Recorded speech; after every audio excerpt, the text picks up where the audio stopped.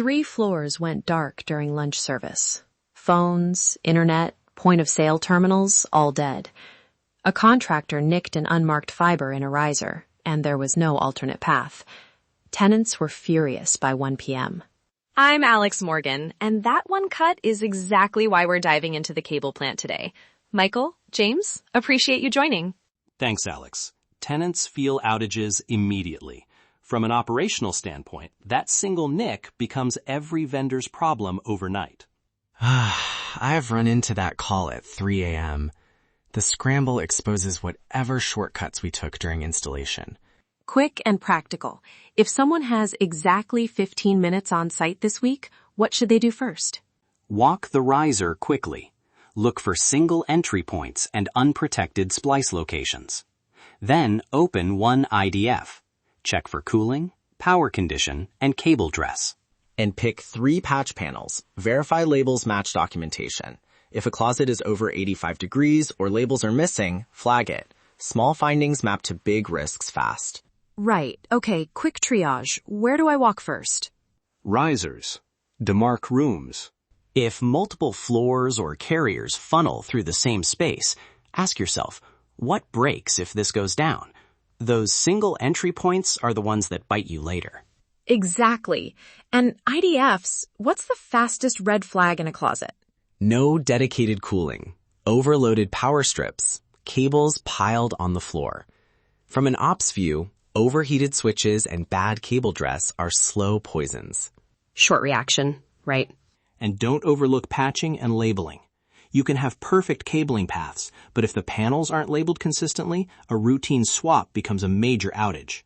So, how do these single points appear in the first place? Budget, contractors, ownership, or all of the above? All of the above. Procurement chases a price. Contractors hand off work without detailed documentation. And when ownership is fuzzy, updates don't happen. Hold on. Document and forget is the usual trap. You say assign ownership, but who actually owns the cable plant day to day? Property or IT? From an operational standpoint, ownership has to land in ops with a dotted line to IT. Ops can maintain physical integrity. IT defines what service levels look like. I don't totally agree. Ops shouldn't rewrite network standards. My ask is a joint charter. Ops runs the cable register and day-to-day care. IT sets service expectations and change controls. That split keeps responsibilities clear. So a joint charter, Ops owns the register, IT owns the service levels. Make it living, not archival. Exactly. And make it visible. A one-line item on the monthly ops dashboard, review dates, and an assigned runbook for known single points. Tie it to metrics. Time to repair, unlabeled ports, closet temp variance. Numbers keep the funding conversation honest. Tell me a pair of fixes that actually paid off. Something small that stopped repeated outages. We had a mid-rise where all backbone fiber went through one maintenance chase. Wait, one chase? So one physical corridor for everything? Exactly. During HVAC work, a cutter nicked the bundle, no spare. We then funded a secondary routed path around the main chase and enforced a contractor no-cut zone.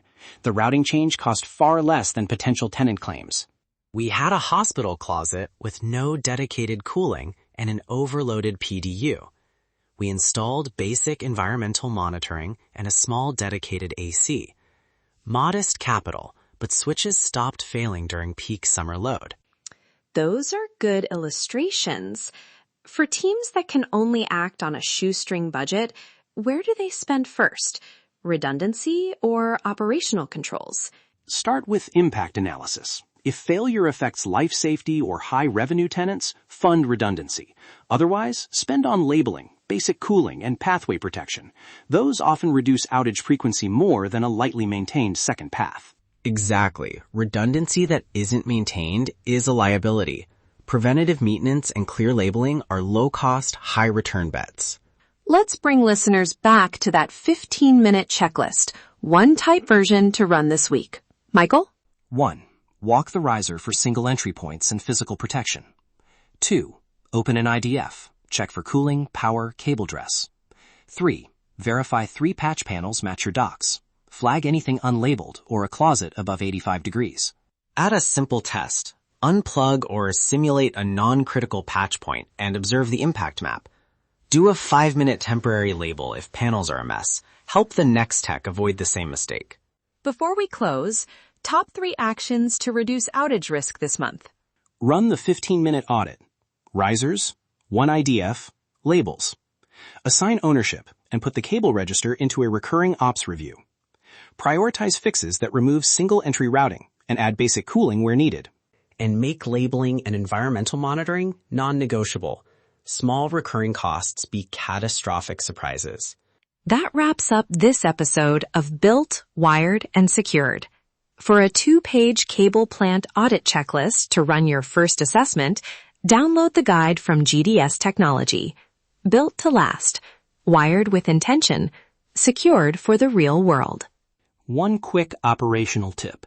If you find a single point in your audit, document the interim mitigation immediately.